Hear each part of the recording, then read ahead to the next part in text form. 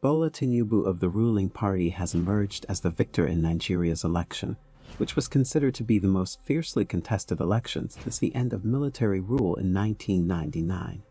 Known for his impressive track record of transforming Lagos into a thriving commercial hub, the 70-year-old politician defeated not only a fractured opposition party but also a youth-supported third-party candidate. With his victory, Tinibu is all set to replace President Muhammadu Buhari in May. Expressing gratitude to his supporters, Tinibu urged for reconciliation with his opponents, who have already begun to call for a repeat vote in the most populous nation in Africa. According to the Independent National Electoral Commission, Tinibu secured 37% of the total votes, which amounted to nearly 8.8 million, while the primary opposition candidate, Abubakar, obtained 29% with nearly 7 million votes. The third-place finisher, Obi, garnered 25% with approximately 6.1 million votes, as revealed through a live broadcast on national television. The All Progressives Congress, which is under Tinibu's leadership, has implored the opposing party to acknowledge the outcome of the election and refrain from causing unrest. However, with a deteriorating economy, rampant insecurity, and soaring inflation rates, Africa's largest nation is in dire need of immediate action, and many people are wondering if Tinibu is fit for the job. So who exactly is Bola Tinibu, and what makes him equipped to rescue Nigeria's economy and propel it towards progress?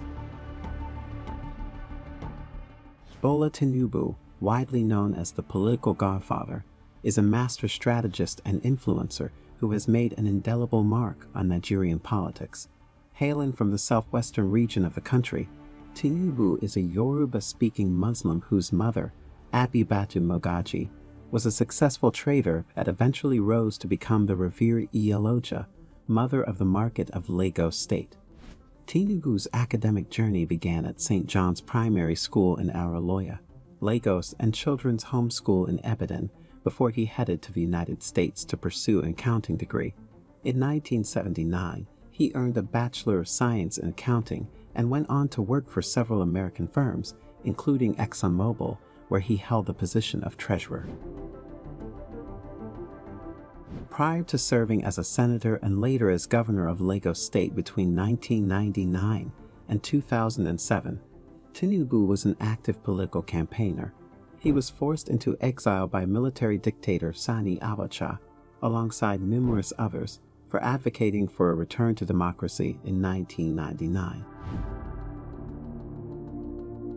Considered a shrewd political strategist by his supporters, he co-founded and bankrolled the Alliance for Democracy, which eventually became the Action Congress of Nigeria. He later played a significant role in forming the ruling party, All Progressives Congress. Tinibu played a crucial role in uniting the various factions of the APC and steering Buhari to victory in 2015, which ended the 16-year reign of the rival People's Democratic Party. His political clout was also seen as a factor in Buhari's successful re-election bid in 2019. Tinibu's grip on the governorship of Lagos State was remarkably enduring, holding the post himself from 1999 to 2007, and retaining a hand in selecting his successors ever since. However, some aspiring candidates who missed out on prominent positions have been critical of Tinibu's influence in the Southwest and accused him of using dictatorial and undemocratic tactics. According to Dapo Thomas, a political science lecturer at Lagos University, Tinibu has a formidable and aggressive political machine. During his 8-year tenure as governor of Lagos State, Bola Tinibu provided housing for the poor, invested in education, reduced the number of schools by returning them to former owners, and initiated road construction to meet the needs of the state's growing population. He won re-election in 2003, but had conflicts with the federal government over creating new local council development areas. Tensions arose with his deputy governor, Femi Pedro, who ran for the gubernatorial election in 2007 under the Labour Party. Tinibu's term ended in 2007 when his successor, Babatunde Fashola, took office. It is believed that Bola Tinibu is one of Nigeria's wealthiest politicians. However, after leaving office, he was accused of corruption, money laundering, and operating multiple foreign bank accounts. Despite never being charged and denying any wrongdoing, some critics have accused him of being a greedy politician who has taken control of significant sources of revenue in Lagos. On the other hand, his former chief of staff, Lai Mohammed, who is now the information minister, has praised Tinibu as one of the most astute political operators. Tinibu's sources of wealth are unknown, but he has invested in various business ventures such as media, aviation, tax consultancy, hotels, and real estate. President of the Federal Republic of Nigeria. Tinibu is married to Oluremi Tinibu, a senator of the Lagos Central Senatorial District. Unfortunately, his son Jide Tinibu suffered a heart attack while in London on October 31, 2017, and later passed away. Tinibu holds the titles of Asiwaju of Lagos and Jagaban of the Borgu Kingdom in Niger State, Nigeria. While in the United States, Tinibu garnered attention for his unusually large income, which prompted an investigation by federal authorities. In 1993, a court case was filed, alleging that Tinibu's American bank accounts contained the profits of heroin dealing.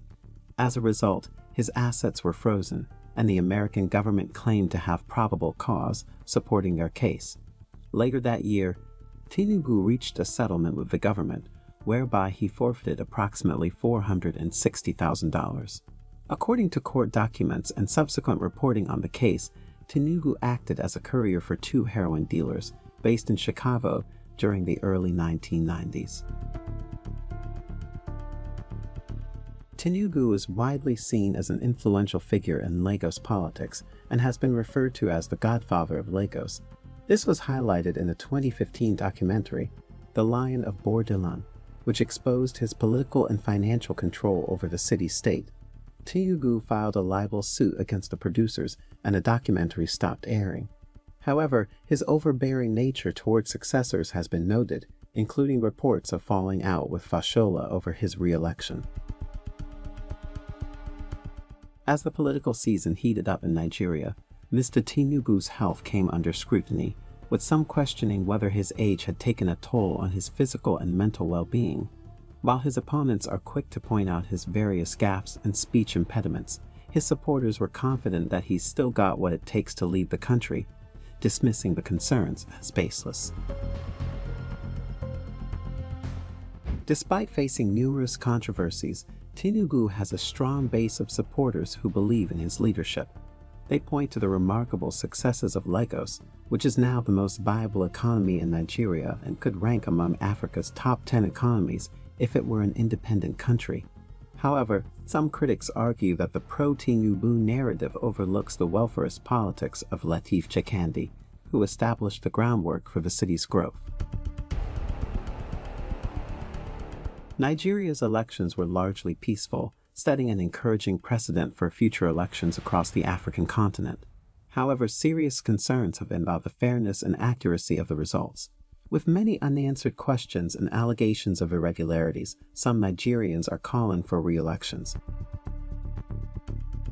Nigeria's political drama continues to unfold even after the elections have come and gone, with the world watching closely to see how the country will navigate the call for a re-election. Meanwhile, despite facing numerous allegations of corruption and controversies, Bola Tinibu still commands a significant following, leaving many to wonder what makes him so popular.